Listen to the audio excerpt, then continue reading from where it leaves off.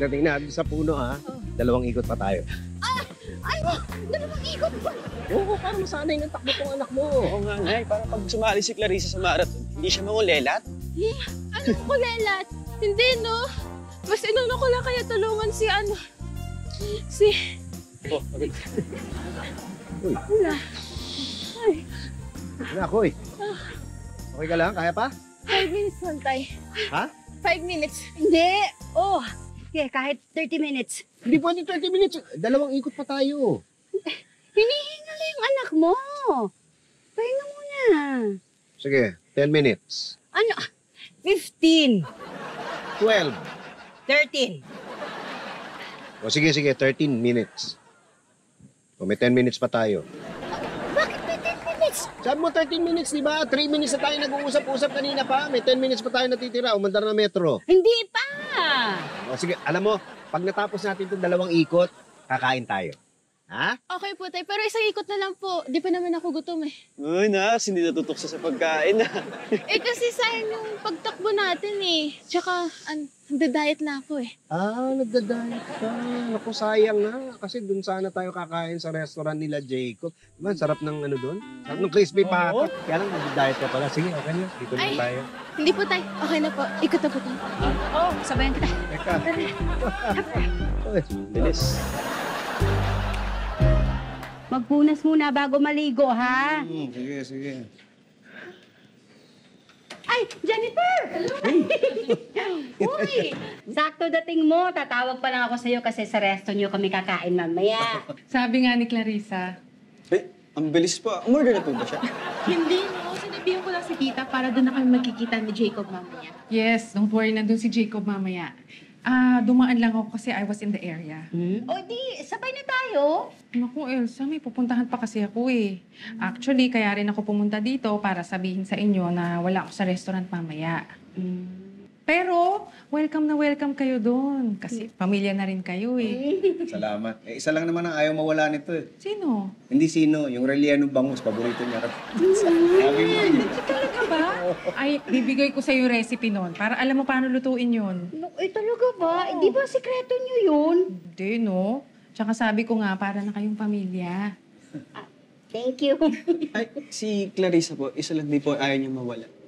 Siyempre, si Jacob. Ay, hindi po yun. Lahat po ng pagkain ninyo. Ano naman? Amin.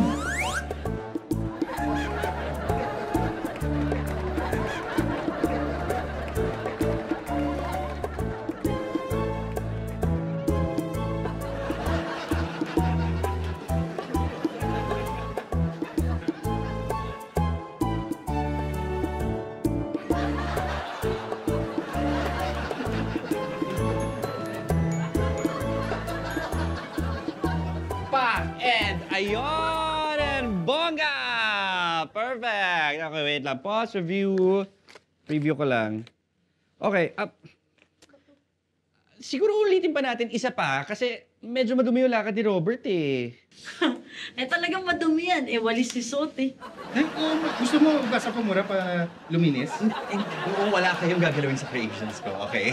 Bigyan nyo lang ako ng mas, mas like, give him more gravitas, gano'n. Mas, yan, mas fierce, ganyan ka fierce. Okay? Oo, tapos nasa to ha. Kasi kating-kating na kami dito sa creation mo. Baby. Uy, Hi, Tito! Hello po. Hi, Tita. Hello. ano nangyari dito? Ha? Pinagtripan mo na naman sila, no? O hindi! Pinasuot ko lang sa kanila yung mga dinesign kong damit. Wow, nag-design ka na din ng damit? Well, of course, darling. There's nothing I can't do. Bakit mo naman biglang naisipang mag-design? Ay, hindi kasi tita sasali ako sa para Project Rampa yung tawag. Tapos siya, competition para sa mga fashion designers dito sa Pilipinas. So, baka lang mapili. Oh, May pili ka dyan. Ay, sweet naman. May pili ka tanggalin. Ganon. Boy ka. Wait lang.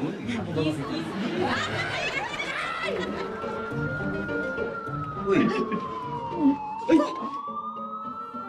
Mag-ingat po tayong lahat sa sunog! Yung mga appliances po na nakasaksak at hindi na ginagamit, ay bunutin na po natin! Yung mga LPG, i-check nyo rin madalas! Baka makaiwas na rin sa sunog! Ano pong meron, Aling Linda?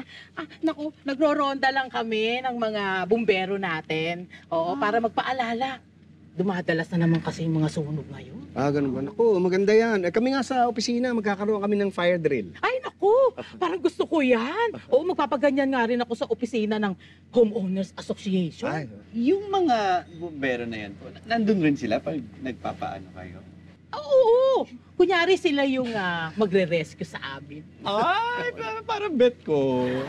Bet mo rin maging bombero? Hindi, bet ko ma-save nila. Ako rin. Bet mo rin ma-save? Hindi, bet ko rin na ma-save ka nila.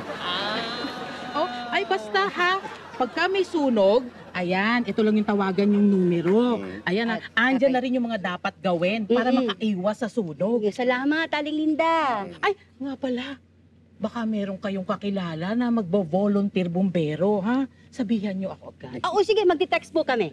Kailangan namin. Thank you, ha? Sige.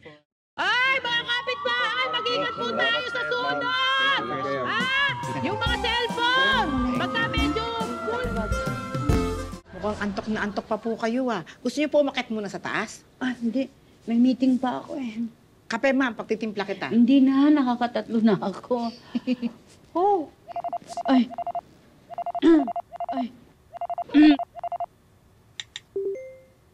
Hi. Hi, Elsa. This is Peter, but I call him Mr. Padilla. Stop it! Ano ka ba nakakahiya kay Elsa? Yan naman talaga tawag sa'yo ng mga close friends mo, di ba? Huwag ka na mahiya. Ay, hi. Elsa, Jen told me about you and so excited na akong makatrabaho ka.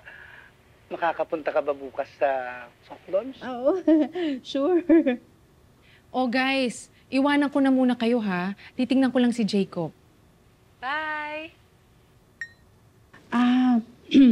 Pasensya na ha. Medyo bago lang kasi ako sa ganitong business. Kaya baka marami akong tanong. It's okay, dear. Mas okay nga yun kasi at least alam mo kung ano yung pinapasok mo. Ano nga pala yung konsepto ng restaurant mo? Kasi sabi ni Jennifer sa akin, medyo kakaiba raw yung naiisip mo. Initially, it's one of a kind. At wala pa nun sa Pilipinas, ha? Nai-excite ako. Hello? Naku, medyo mahina yung internet ko. Siguro makakatulong kung you turn off your video. Okay lang ba? No problem. Ayan. Okay na? Perfect. Dito muna tayo sa inspiration ng concept ko. First, Elsa? Elsa? Elsa? May tinatanong ko ata.